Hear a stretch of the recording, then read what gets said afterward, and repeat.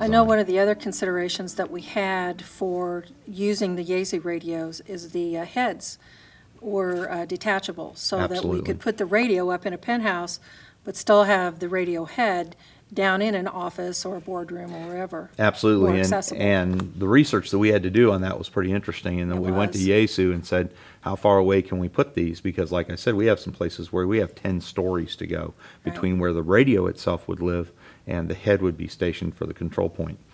They wouldn't promise us any more than about 50 feet. We were actually able to make it work over a distance. I think our longest one was 700 feet. Right. And so we were actually able to push the equipment to its limits and past, and still be very effective in how we worked it, made sure we could put the radios where the hospital needed the most, Right. and still make it so that we were doing the shortest coax runs and getting the antennas and the radios up on the roof. So the antennas that we use with this system, we tried to make them as robust as we could, because of course they're sitting out on a rooftop. For the HF, you want to talk a little bit, because we had two Sure. configurations of HF antennas. Absolutely. And the HF, because we really wanted the ability to use a beam and get the gain that comes with that. On the other hand, we also understand that this antenna, in particular one we picked, the Stepper IR 3 element, was about 35 feet square. Not every hospital is really interested in having that sticking up on top of their building. Or even has the roof real estate for it. In a lot of cases, they did not. They or didn't have the structure to support it. Right. Because it almost has to be mounted in at least one section of tower.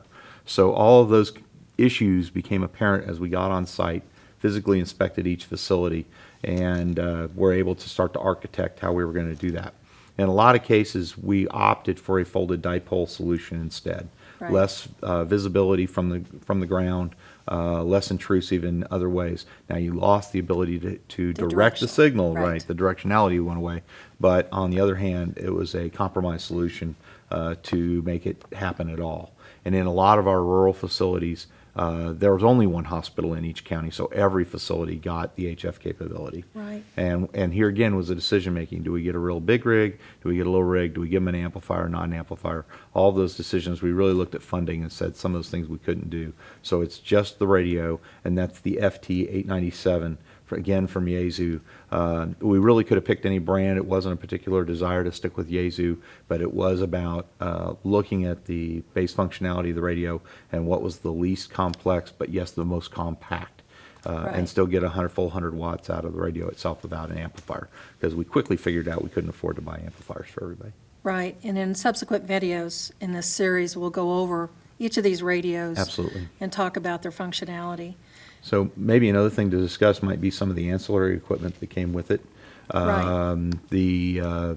Going back to the line of sight communications and data, on the 8800 in every facility, we incorporated a TNC to provide packet communications, getting that data element in there. And in particular, we are running APRS, our automatic position reporting system, so that should they need to move resources or patients, and we need to track those, it has that capability.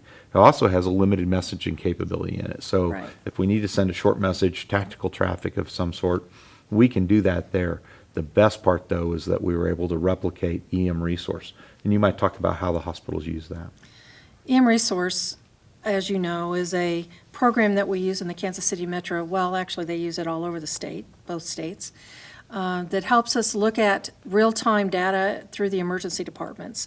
So we look at our hospitals closed or on a diversion.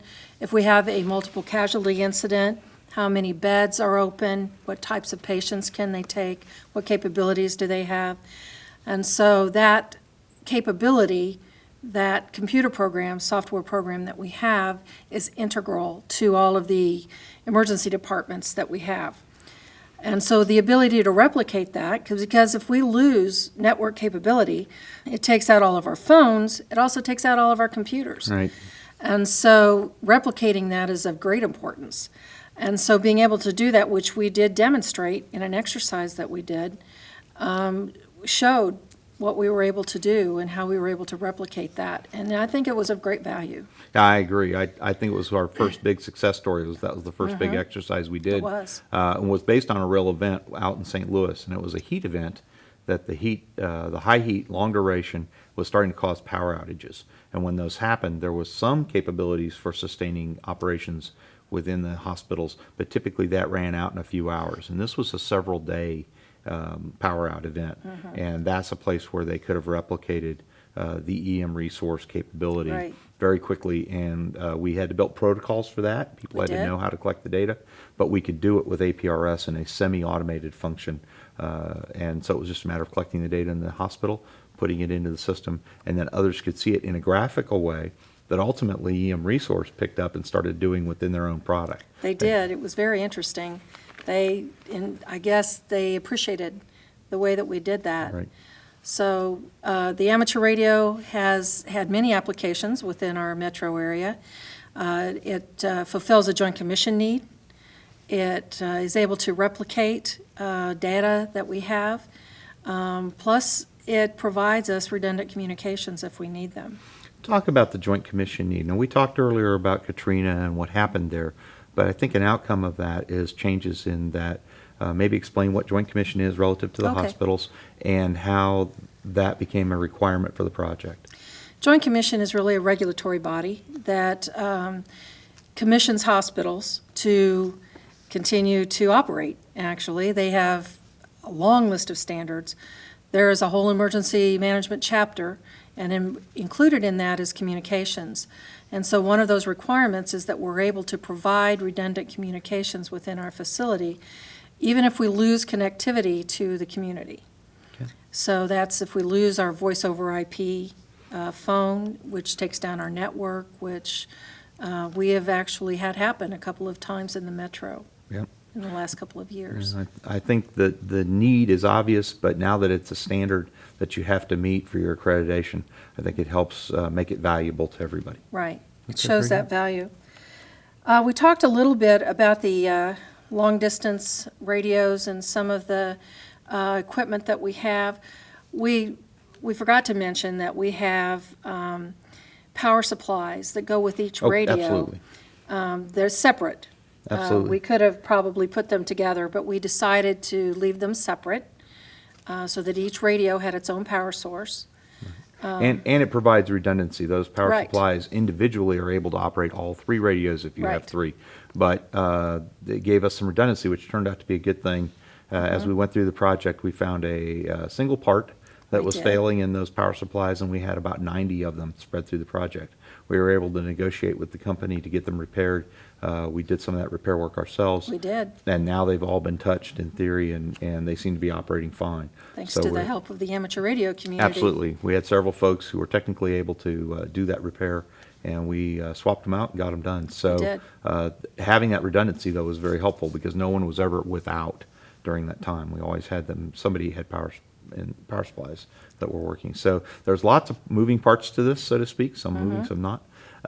And getting them all working and keeping them working is really a key element.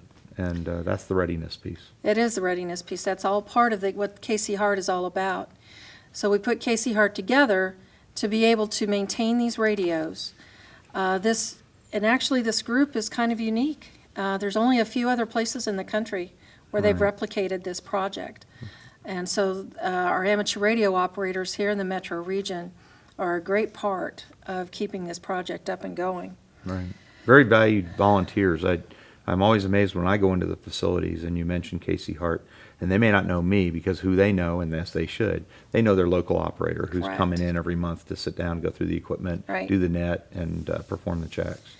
So we've configured all of these stations to be the same. Tried On to. purpose. Right, the equipment is the same. We made sure everyone has the same equipment, Absolutely. so that they function the same, so that if we needed to, an operator from someplace else, some other Absolutely. hospital, could go into another hospital and help provide those capabilities. Absolutely, and it should feel, other than finding where the radios are, Right. it should feel very much at home to them because we try very hard to keep them programmed identically, to keep the equipment is all identical. If somebody needs to replace a radio, we encourage them very strongly to replace it with exactly the same piece of equipment that they had already. We've had extremely few failures in this project since 2007. I think we've lost maybe 2 radios, and both of those were due to lightning. And so it would be a foregone conclusion we'll probably lose a few more. But in all those cases, the hospitals are now responsible for maintaining the Right, the capability sustainment. and sustaining it, and they've been very good about being quick to get the replacements in and get them deployed, or if they can't do it themselves, asking us, hey, who can we get in here and get this fixed? Right.